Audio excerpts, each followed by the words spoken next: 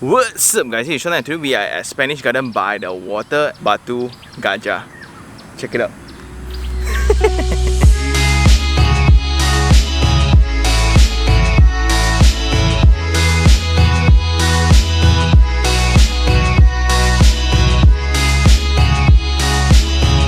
We are now right in front of the KTM station of Batu Gajah. In the front is this huge complex that is very modern looking, and this location is around 10 minutes away from Ipoh town, but you need to drive to certain rural areas. Now we are in the town. With the current access, it's pretty far away, where it's like 10 to 15 minutes of driving, and in relevance to the traffic around here, that's pretty far. So this is in between Kelly's Castle, which is a destination for a lot of tourists, as well as Pusing's town. And what you can see here is the age, architecture and shop lots, and the community here generally are business people and government servants. The traffic here are pretty intense. Let's head back to the sales gallery.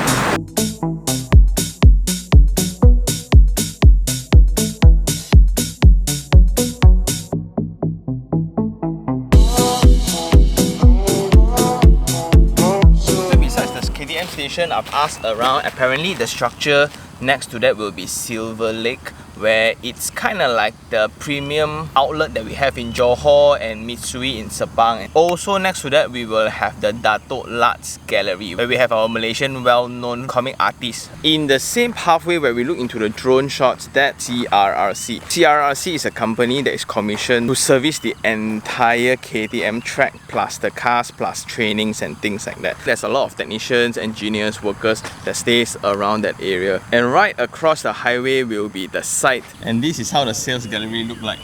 This is so cool.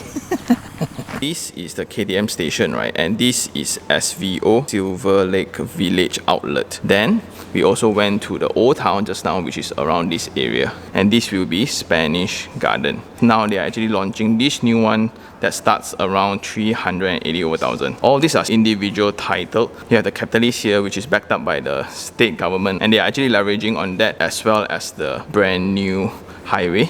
Then they also use this to connect the old town and the new town. That's a common term that I keep hearing from customers as well as salespeople about this term called virgin land. It's important to know that all these are virgin land, which means these are untouched land. The developer informed that they will not touch the lake. Instead, they will just dress up the surrounding and use it as the selling point for the township itself. After the successful launch of their previous phases, right now they are going to launch this new one. It's north-south facing, so you won't have direct sun to your master bedrooms, so that's good.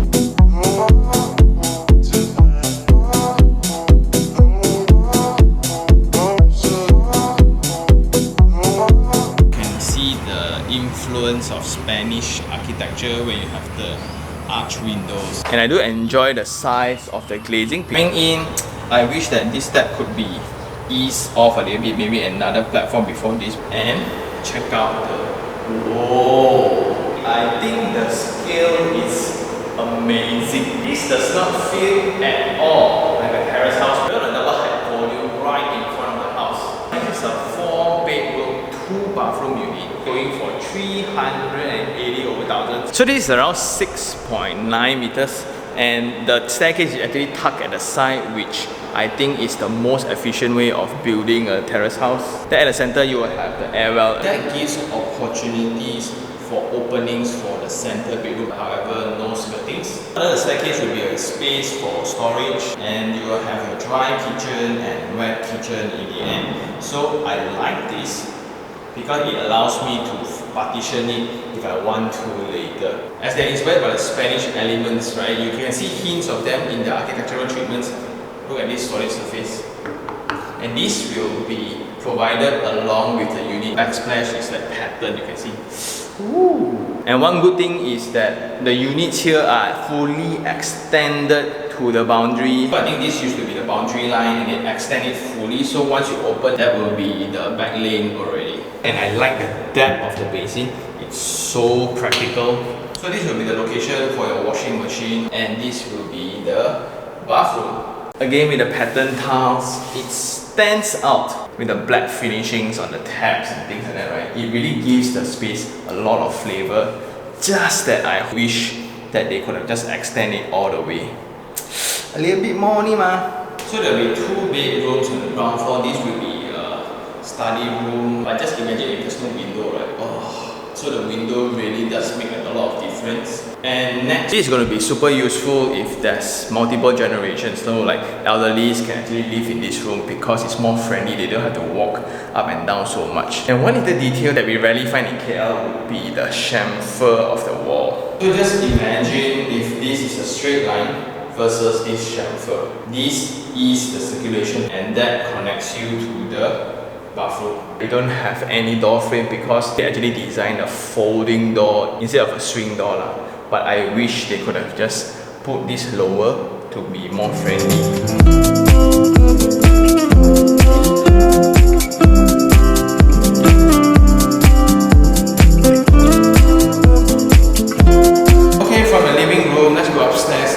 Again with the patterns, also with the balustrade inspired by Spanish architecture. And it's a 4-feet staircase, so it's wide enough, along with steel handrails on the side. And coming upstairs, you will reach this corridor.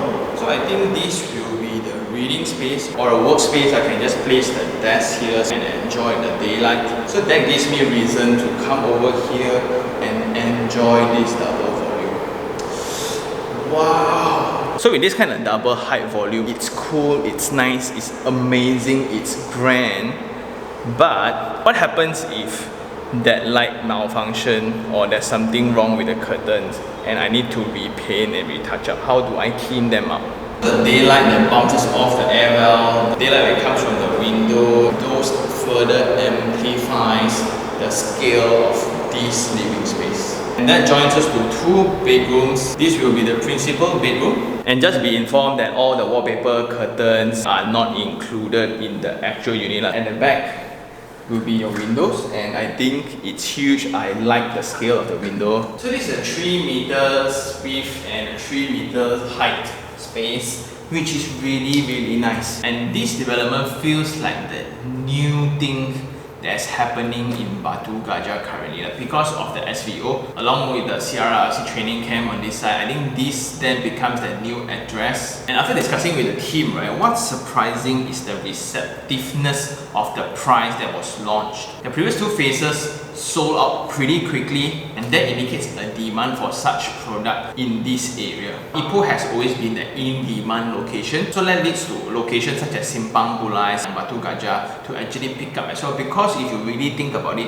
10-15 minutes away from Ipoh, and if I work in Ipoh, it makes sense to travel. Because a normal terrace house in Ipoh already is 600,000 to 700,000. So this kind of pricing really stands out. Something weird about this is that this is my principal bathroom, again with the very colorful tiles. Then you have the WC, basin, and WC. So this is a shared bathroom between the principal bedroom and the smaller bedroom. That's what I felt like, ayah, sayang, wasted, right? This reminds me of the hipster cafes we have in KL. And coming out from the bathroom, you have the next bedroom already. And you have windows on the front and you have windows on the back. That's very rare.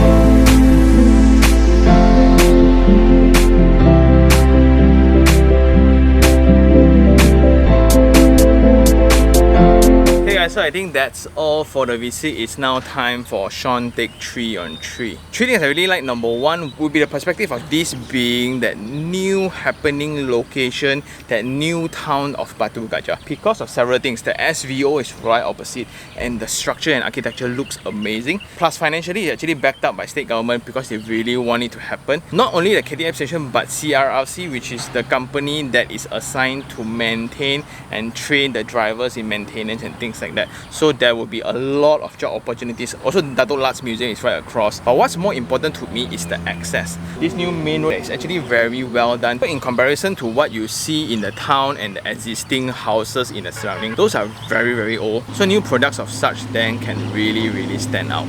Number 2, I like how the developer actually addresses the surrounding. This township altogether, right? I see it as that bridge with the old town to the new. In terms of location, it connects them together. I also appreciate the intent to preserve the lake, the trees and things like that. I think that gives character to the site. And last of all would be the unit itself. So like the double ceiling height really amazed me. That first impression, you open the door, wow! I appreciate the full extension of the house to the back, so the new users don't have to do it themselves. It's very troublesome, plus it's cheaper to do now. I really like the air because that resolves the issue of terrace houses where in the center portion usually it's very dark. But that also leads to the 3 points that I don't like. The first point that I don't like is also part of the architecture where the double ceiling height also brings certain challenges, like how do I change the light bulb, how do I clean the curtains. So it's amazing in first glance, but after 4-5 years later, right, the practicality elements will start kicking in. So for this unit type with 2 bathrooms, right, I don't like the fact that the principal bathroom needs to share the bathroom. Some might think that it's okay, but to me, I will only imagine if I'm paying for the house, I deserve my own bathroom. And the application of tiles, yes, I like that they are patterned, it looks amazing, but what if? What if defects happen? What if there's cracks in periods after the DLP, right? Where do I get replacement? Point number 2 would be these 2 pieces of land right in front of the development. Yes, I think the developer has displayed their intention in acquiring them, but for the houses adjacent to this land, yes, you're going to enjoy all the bird sounds, but if development were to happen, this is going to be a construction site. You then need to go through the dust, the noise and anything else. Then last of all, the distance from Ipoh town over to this side is like 10 to 15 minutes drive, but I will need to go through a rural road. Maybe it stands out a lot to a city boy like me, but maybe to the locals it's like second nature. It's like normal, either village or town. There's no city center with skyscrapers and things like that. So I guess that's just my concern. And with that, I think that's all for this episode. Thank you very much again to the team for inviting me to check out this new town of Batu Gajah. I really enjoyed it and I didn't expect to see such innovative design in terms of architecture for a double-story terrace house. Just when you thought you've seen it all, right? And if you really like this episode, like it, share it and even subscribe for more information like this. Until next time, this is Sean Tan.